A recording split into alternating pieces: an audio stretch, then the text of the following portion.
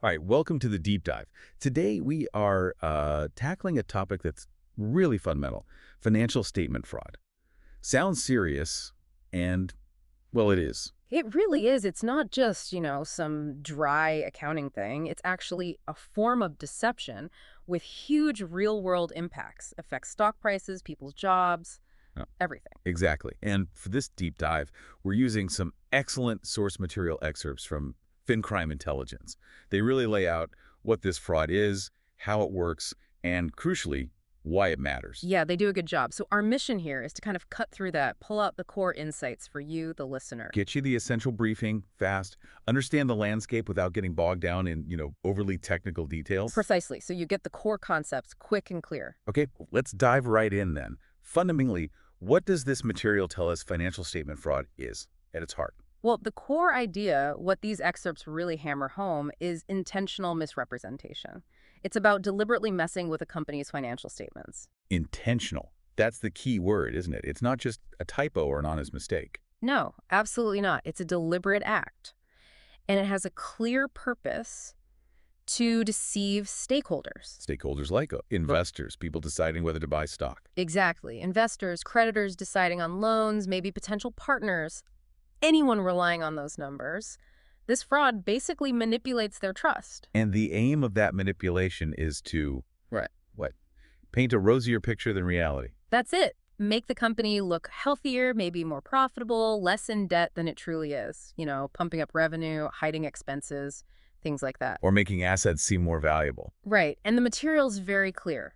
Doing this just fundamentally undermines the whole integrity of the financial markets if you can't trust the numbers. The system breaks down. Pretty much. Right. And the consequences, as we'll get into, they can be incredibly severe for everyone. Okay, so we've got it's intentional deception using financial statement. How does it actually happen? What are the mechanics involved, according to the FinCrime Intelligence piece? It happens through active, deliberate manipulation. We're talking about actually changing accounting entries, or maybe just conveniently leaving things out, or misclassifying items to make them look better. So it's not passive. It's somebody doing something wrong. Yes, exactly. The source emphasizes that it's active, and it often requires coordination, sometimes quite high up, frequently involving senior management. That makes sense. You'd need the access and the influence to really cook the books on a company-wide scale. So what drives someone or a group of people to take that huge risk? The consequences are massive. The excerpts point to two main drivers. First, there's straightforward personal gain. Okay, like what? Think executives whose bonuses are tied directly to hitting certain profit targets. Or maybe they hold stock options, so they benefit personally if the share price goes up artificially. A direct, sort of selfish financial motive. Definitely. But then there's also, and this is big, institutional pressure. Pressure from where? Pressure to meet those external earnings expectations, what the market analysts are predicting. Or maybe pressure to meet the conditions on bank loans, the covenants. Or just making the company look good to attract new investors or maybe facilitate a merger. So it's coming from inside and outside. Mm-hmm. Personal incentives and market demands. Mm-hmm. Okay, now this is where it gets really interesting, I think. The source material details the specific methods that have velvet them and also the warning signs, the red flags. Mm-hmm. What are some common techniques described? The FinCrime Intelligence piece lays out several key ones. A really common one is playing games with revenue recognition. How so? Well, like recording sales before the deal's actually done or the service delivered, basically booking revenue too early. Or even worse, creating completely fictitious sales, just making them up. Wow. Inventing customers or contracts out of thin air. Essentially, yes. Another method is expense understatement. Pretty simple, really. Just delaying recording costs, pushing them into the next period, or maybe omitting operating expenses altogether to make the net income look better. Right, sort of forgetting about the bills until later. You could put it that way. Then there's asset overstatement. Making things look more valuable than they are. Exactly. Inflating the value of things the company owns on paper, like accounts receivable, inventory, or even intangible things like goodwill. Makes the balance sheet look stronger. For sure. And the flip side is liability concealment. Hiding the debts. Yep. Keeping significant debts or future obligations completely off the balance sheet, or maybe burying the details in really confusing footnotes and disclosures. Yeah, hiding what you owe seems just as effective as faking what you own or earn. It achieves the same deceptive goal. And finally, the source mentions improper disclosures. Even if the core numbers aren't directly falsified, the notes that explain those numbers can be deliberately incomplete or vague or misleading, hiding crucial context. Okay, so those are some of the ways it's done the deliberate manipulations. What tracks do these actions leave behind? What are the key warning signs, the red flags the source material tells us to look out for? Well, one major red flag is if a company suddenly shows huge earnings growth that just doesn't seem connected to anything real happening in their business. Right, like where did that come from? Huh. Suspiciously good news. Exactly. Another really critical sign is a mismatch between the reported profit, the net income, and the actual cash flow from operations. Ah, the old profit versus cash disconnect. Precisely. If the profit numbers look fantastic, but the company isn't actually bringing in cash, that's a huge red flag. Cash is, much harder to manipulate than accounting entries. That makes total sense. Yeah. What else should raise eyebrows? Frequent, kind of unexplained changes in accounting policies. Now, policies can change for legitimate reasons, sure, but if a company is constantly tweaking how they account for things, it might be an attempt to artificially pretty up the numbers. Like moving the goalpost mid-game. A bit like that, yeah. And also, look out for unusually complex transactions, especially if they happen right near the end of a reporting period, like year-end or quarter-end. Why then specifically? Sometimes these really convoluted deals are structured specifically to obscure what's really going on, maybe to hide debt or inflate revenue just before the reporting deadline. So if you're trying to analyze a company, knowing these red flags from the material is, well, it's a powerful tool for assessing risk. That leads us perfectly into the why and the so what, the motivations and consequences. The source outlines these clearly. We touched on the pressure, but what are the specific goals driving this? Yeah, the material makes it clear the pressure isn't just vague, it's often tied to very specific targets. Hitting those analyst forecasts, staying compliant with loan agreements, or maybe pumping up the share price to make executive stock options valuable or to make the company look better for a potential sale or merger. And the flip side, when this house of cards collapses, the consequences are, well, devastating, right? Oh, absolutely catastrophic. The source highlights severe legal trouble. We're talking criminal prosecution for the individuals involved, massive civil fines for the company itself. And we've seen companies basically wiped out, right? Yeah. Delisted from stock exchanges. Completely. The reputational damage alone can be fatal, often irreversible. But beyond the company and the executives, the material really stresses the terrible impact on innocent people. Yeah. Investors who lose their life savings, employees who lose their jobs, maybe their pensions too, creditors left holding the bag. And these aren't just theoretical possibilities. The source specifically calls out names we all remember. Enron, WorldCom, Wirecard more recently. These are stark reminders of the very real systemic risks involved here. Exactly. Which brings us to prevention and detection. This is critical. What does the material say are the key defenses against this kind of fraud? It really hammers on the importance of strong internal controls and independent oversight. These are presented as like the bedrock defenses. Okay, so what do those internal controls actually look like day to day, according to the source? Well, they mention things like segregation of duties.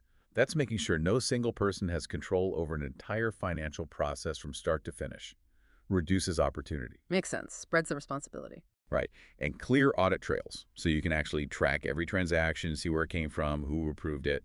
And regular reconciliation of accounts, basically double-checking the different records match up to catch discrepancies early. These are kind of the blocking and tackling of financial control. Basic, but essential. And who's checking these controls? And checking the actual numbers, that's where auditors come in, right? Internal and external. Yep.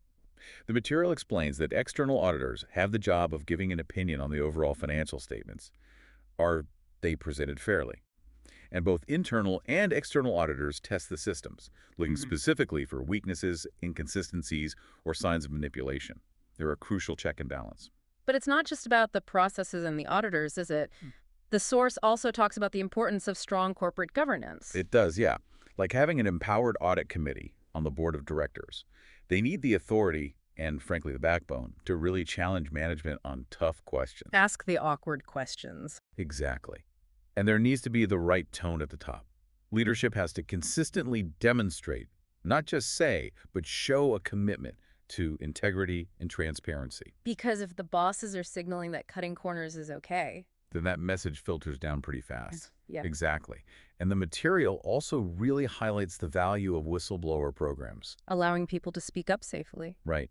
Having clear, confidential channels for employees to report concerns if they see something wrong without fearing they'll lose their job or face other retaliation, that's vital. So it's like a multi-layered approach. Good internal processes, independent checks from auditors, strong oversight from the board, and ways for people inside to raise red flags. Layers of defense, exactly. Yeah. And the material also covers the next layer up, regulatory oversight and the legal framework. Because this isn't just breaking company rules, it's often breaking the law. Absolutely. The source is clear. Financial statement fraud is a criminal offense under securities laws in many places, and there are specific regulatory bodies whose job it is to police this. Like the SEC in the US, which the material mentions by name. Right, or the FCA in the UK, ESMA across Europe.